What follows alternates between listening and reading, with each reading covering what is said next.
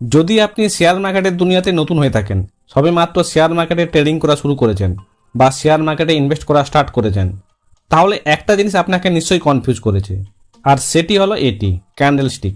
আপনার মনে হতে পারে এই ক্যান্ডেলস্টিক কী বা ইঙ্গিত করে, এর পিছনে কি কোনো রহস্য রয়েছে? আপনি হয়তো একটু খেয়াল করে দেখে থাকবেন, বেশিরভাগ এক্সপার্টদের সামনে এমন ধরনের ক্যান্ডেলস্টিকের চার্ট খোলা থাকে এবং উনি ওই চার্টকে দেখেই মার্কেটকে প্রেডিক্ট করেন। তাহলে কি সত্যি এর মধ্যে কিছু রহস্য রয়েছে? যদি এই প্রশ্ন আপনার মধ্যে ঘুরপাক খায়, তাহলে এই ভিডিওটি আপনার জন্য। কারণ আজকে আমি একদম বেস লেভেল থেকে ক্যান্ডেলস্টিককে বোঝাতে চলেছি, তাই স্টেপ বাই স্টেপ আমি শুরু করতে চলেছি। এখান থেকে আপনি অনেক কিছু শিখতে পারবেন, বিশেষ করে যদি আপনি নতুন হয়ে থাকেন। ঠিক এই ধরনের আপনি যদি ফাইন্যান্সিয়াল এডুকেশন শিখতে চান, তাহলে এখনই চ্যানেলটিকে সাবস্ক্রাইব করে রাখুন, যাতে আপনার এমন ধরনের কোনো গুরুত্বপূর্ণ ভিডিও মিস না হয়ে যায়। চলুন তবে আজকের ভিডিওটি স্টার্ট করি।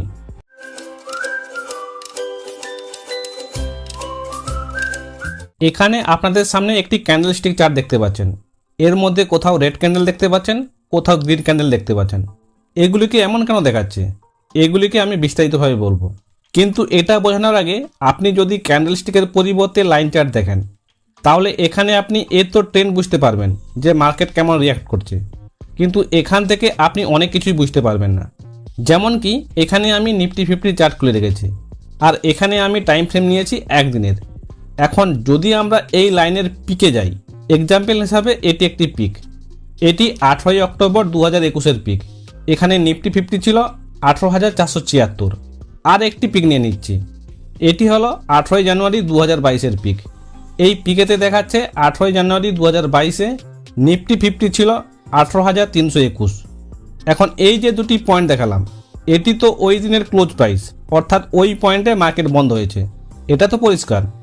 এখন আমি যদি আপনাদের জিজ্ঞাসা করি, এই লাইন দেখে তো বুঝলাম মার্কেট এত পয়েন্টে বন্ধ হয়েছে, কিন্তু ওই দিনে মার্কেট কততে খুলেছিল? অর্থাৎ ওই দিনে মার্কেট যখন খুলেছিল তখন কততে খুলেছিল? দেখুন এই লাইন চার্ট তো সেটা বলছে না, তাই না? এটা গেল ফার্স্ট কোশ্চেন।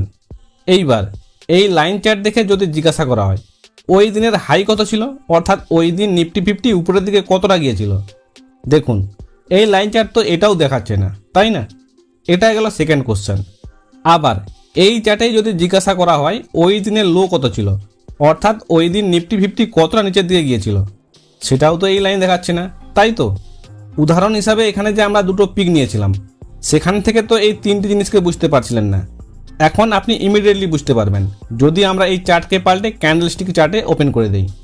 দেখুন এখানে আবার আমরা ক্যান্ডেলস্টিক চার্টে এসে গেছি। এখানে লক্ষ্য করুন, 18 অক্টোবর 2021-এ নিফটি 50 বন্ধ হয়েছিল 18,476 পয়েন্টে। এই পয়েন্টটাই আপনি লাইন চার্টে দেখেছিলেন, মনে পড়ছে? আচ্ছা, এটা তো বোঝা গেল ওই দিন 18,476 পয়েন্টে মার্কেট বন্ধ হয়েছে। এইবার জেনে নিই তাহলে মার্কেট কততে খুলেছিল। এটাই আমার ফার্স্ট কোশ্চেন ছিল, তাই তো? দেখুন ওই দিন মার্কেট ওপেন হয়েছিল 18,558 পয়েন্টে। আচ্ছা, এটা বোঝা গেল। এইবার সেকেন্ড কোশ্চেন ছিল ওই দিন নিফটি 50 কত হাইতে গিয়েছিল। এটা আপনি কয়েক সেকেন্ডে বলতে পারবেন।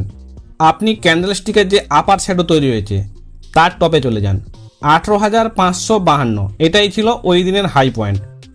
এইবার আসি থার্ড কোশ্চেনে, তাহলে ওই দিনের লো কত ছিল? এটাও আপনি কয়েক সেকেন্ডে বলতে পারবেন। আপনি ওই ক্যান্ডেলের যে লোয়ার শ্যাডো তৈরি হয়েছে তার লোতে চলে যান, 18,430, এটাই ছিল ওই দিনের লো পয়েন্ট। এখন আপনি হয়তো ভাবছেন এই আপার শ্যাডো লোয়ার শ্যাডো জিনিসটি কী, আর এই রেড গ্রিন ক্যান্ডেলই বা কেন দেখাচ্ছে? তাহলে দেখুন, ধরুন এটি একটি ক্যান্ডেল যা আজকের সারাদিনের মার্কেট খোলা থেকে মার্কেট বন্ধ হওয়া পর্যন্ত এই ধরনের ক্যান্ডেল তৈরি হয়েছে।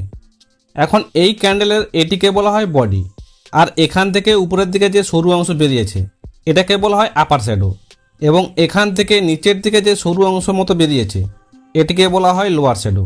এটি রেড এবং গ্রিন দুটো ক্যান্ডেলের পক্ষেই প্রযোজ্য, কিন্তু এখানে রেড ক্যান্ডেল এবং গ্রিন ক্যান্ডেলের মধ্যে একটি জায়গায় পার্থক্য রয়েছে, আর সেটি হলো ওপেন প্রাইস এবং ক্লোজ প্রাইস।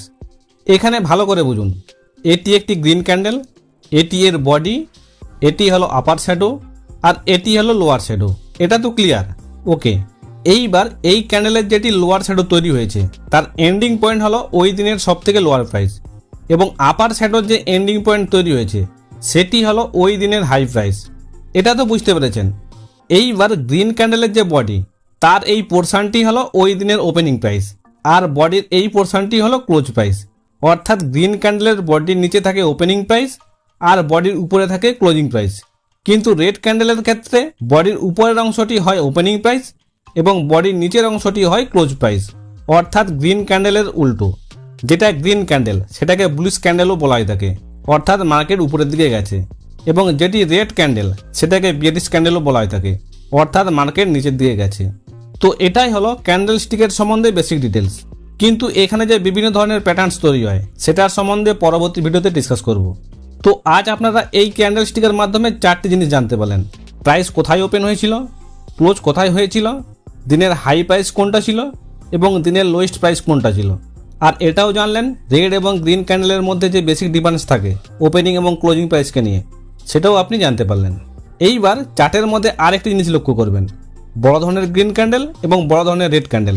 বড় ধরনের যে গ্রিন ক্যান্ডেল এটা আমাদের বলে যে মার্কেট বায়ার্সের কন্ট্রোলে রয়েছে, ঠিক তেমনি রেড ক্যান্ডেল আমাদের ইন্ডিকেট করে যে মার্কেট সেলার্সের কন্ট্রোলে রয়েছে।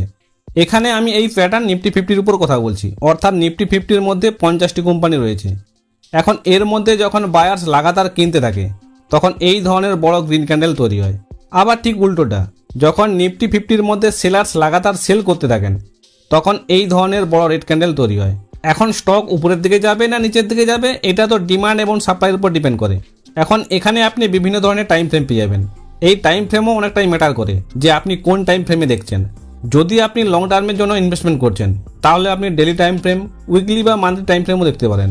কিন্তু যদি আপনি ইন্ট্রাডে করেন তাহলে আপনার 5 মিনিট, 10 মিনিট, 15 মিনিট, 3 মিনিট আলাদা আলাদা টাইম ফ্রেমে দেখার প্রয়োজন পড়ে। মোটামুটি ক্যান্ডেল স্টিকের সম্বন্ধে বেসিক ইনফরমেশন আজ আমি আপনাদের সাথে এই ভিডিওতে ডিসকাস করার চেষ্টা করলাম।